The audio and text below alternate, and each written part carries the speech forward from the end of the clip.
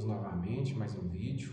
Hoje nós faremos uma revisão do conteúdo da segunda semana do nosso curso de Python básico. Vamos lá? Começando a nossa revisão, na primeira semana, a gente criou códigos com fluxo de execução direto, ou seja, a gente sempre tinha uma linha executada após a outra, não tinha desvio nesse fluxo de execução. Só que para vários problemas que a gente vai resolver, a gente precisa de fazer desvios no fluxo de execução.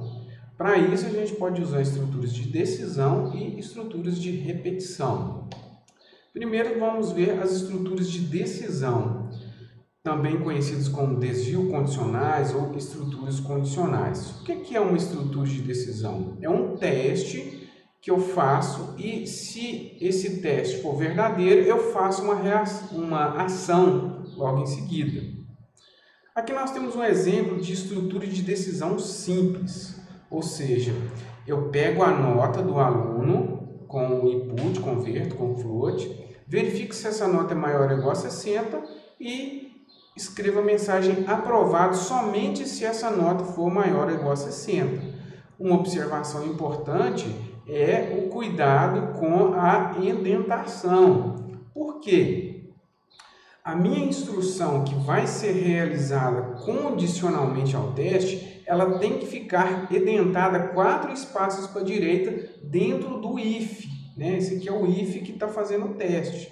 Se a nota maior ou igual a 60, 2 pontos, aí eu venho e coloco. Aqui a gente está com uma única linha, mas poderia ser várias linhas que seriam executadas se esse teste for verdadeiro.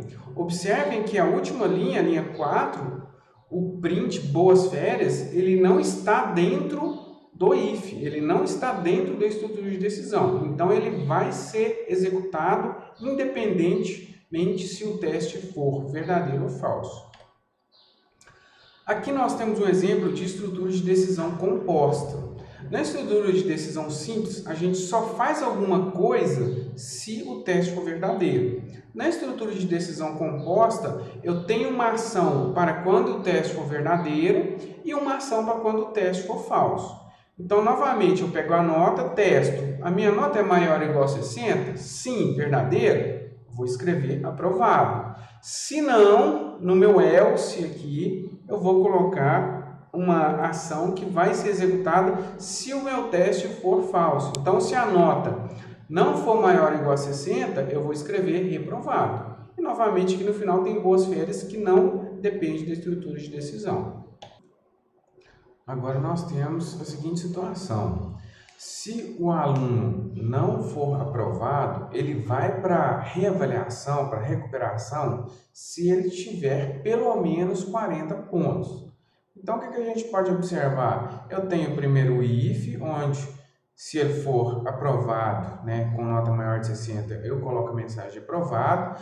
E aí, dentro do else, eu tenho um outro if que testa. Se a nota for maior ou igual a 40, ele vai para a avaliação, senão ele é reprovado. Observem que eu tenho 4 espaços desse if, porque ele está dentro do else, e eu tenho mais 4 espaços dentro desse print que está dentro do if, porque ele está dentro do if. Então, sempre que você coloca um bloco dentro de outro, você tem que edentar mais aquele bloco, sempre com 4 espaços. Essa estrutura de decisão ela pode ficar complicada se eu tiver muitas estruturas alinhadas. Então, uma outra maneira de a gente fazer a mesma coisa é utilizando estruturas de decisão consecutivas. Para esse caso, da estrutura de decisão consecutivas, eu uso a instrução elif, faço o primeiro if, aí eu uso um elif que seria uma junção do else com o if, Então, elif, ou else, eu posso até ler else if, a gente escreve elif, mas se a nota for maior que 60, maior ou igual a 60, aprovado. Se não, se a nota for maior ou igual a 40, vai para a reavaliação. Se não, está reprovado. Aqui nós vamos ver um problema simples de classificação de triângulos. Eu tenho 3 lados de um triângulo que a pessoa vai informar, os lados A, B e C. E aí eu quero classificar esse triângulo, se ele é equilátero, isósceles ou escaleno. Mas antes de tudo, eu tenho que ver se realmente esses três lados compõem um triângulo. Ou seja, se um dos lados for menor do que a soma dos outros dois, esses lados não compõem um triângulo. Então, primeiro eu tenho um teste aqui, ó. Se o lado A for maior do que o B mais o C, ou o lado B for maior do que o A mais o C, ou o C for maior do que A mais o B, triângulo inválido. Se não, agora eu vou fazer a classificação do triângulo. Se o A for igual a B e o B igual a C, é um triângulo equilátero, todos os lados iguais. Caso contrário, eu vou testar se ele tem pelo menos dois lados iguais. O A igual a B, ou o B igual a C, ou o A igual a C. Se sim, ele vai ser um triângulo isósceles, com dois lados iguais. Se não, triângulo escaleno, os três lados diferentes. Vamos agora para as estruturas de repetição. Nós temos duas estruturas de repetições possíveis na linguagem Python. Nós temos o laço while, que é usado quando a gente não sabe o número de repetições a priori.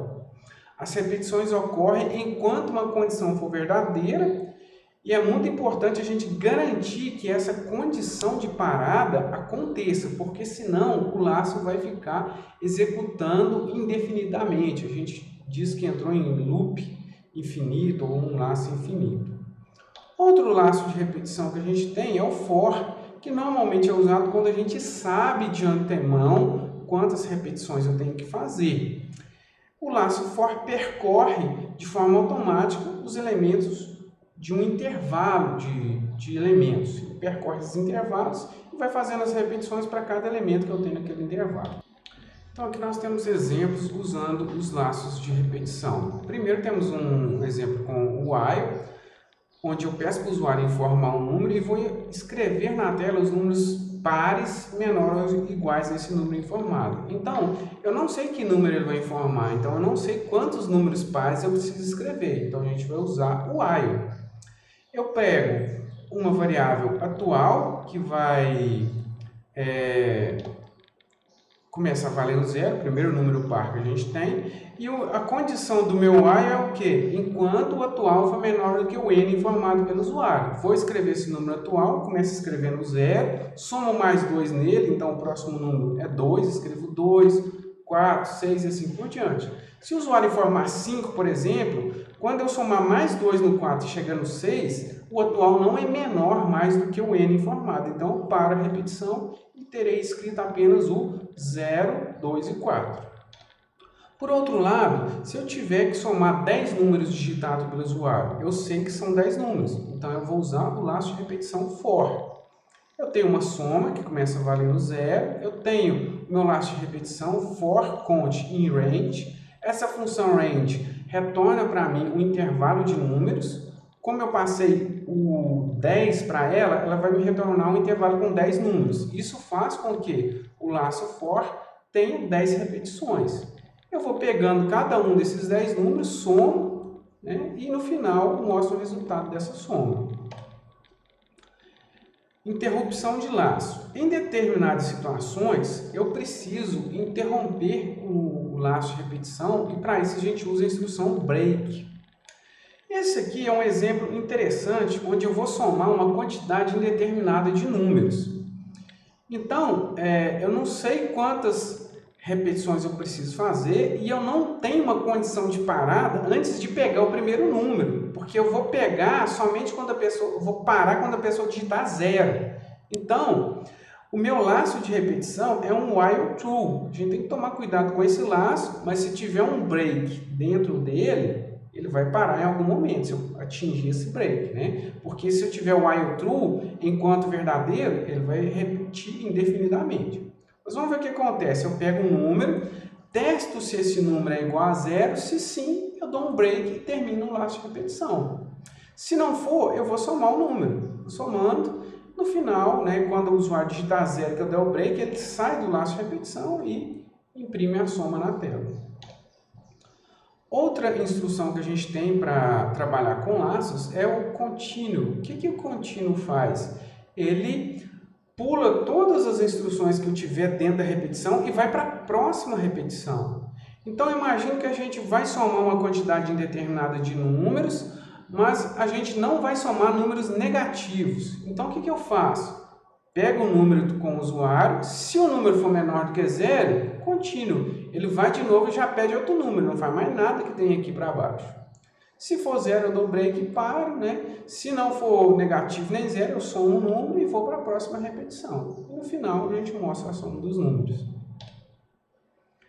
Aqui eu vou mostrar agora dois problemas interessantes utilizando laço de repetição. A gente vai colocar um laço de repetição dentro do outro. O primeiro problema, a gente quer pegar um conjunto de elementos e mostrar todas as combinações possíveis desses elementos.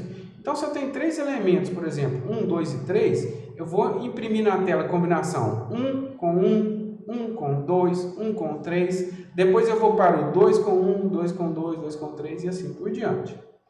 Então, o que o nosso código faz? Ele pede para o usuário informar o número de elementos. Aqui eu simplesmente escrevo quais são os elementos na tela, apenas para mostrar para o usuário. E depois eu vou para as combinações. Como que eu vou fazer aqui nas combinações? Eu tenho dois laços de repetição. O primeiro laço de repetição pega o número uma primeira vez. E para cada número que eu pegar, eu vou combinar ele com todos os outros. Então, eu tenho um outro laço de repetição que percorre o conjunto também. Então, eu vou fazer a combinação, 1 com 1, 1 com 2 e assim por diante. Temos um outro problema parecido aqui, só que agora eu quero pegar os subconjuntos com dois elementos de um conjunto de elementos. Matematicamente falando, o conjunto não tem repetição de elementos. Então, e a ordem dos elementos também não importa. Então, por exemplo, quando eu falei combinação 1 com 1, é uma combinação válida. Mas se eu tiver um conjunto 1,1, é a mesma coisa de eu ter o 1 uma única vez nesse conjunto. Então, esse conjunto nem existe com dois elementos.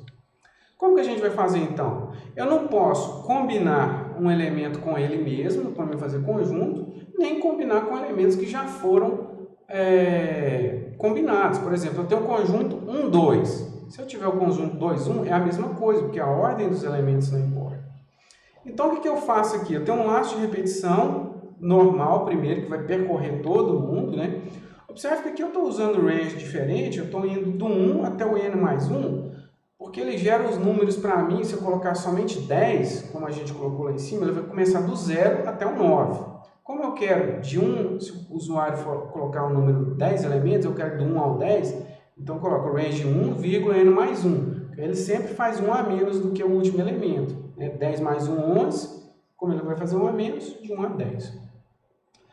E o segredo está onde? Está no segundo laço de repetição. Quando eu for fazer o segundo laço de repetição, a hora que eu for gerar um intervalo com range, eu vou começar do próximo número maior do que o número que eu estou agora, do que eu conte. Então, por exemplo, comecei com o número 1. A hora que eu for combinar o 1 com os demais elementos, eu já vou começar no 2. Então, vou combinar 1 com 2, 1 com 3, 1 com 4 e assim por diante. Aí passei agora para o número 2 aqui. Vou combinar começando com o 3. 2 com 3 e assim por diante. E aí eu consigo fazer os subconjuntos. Vimos também uma calculadora simples.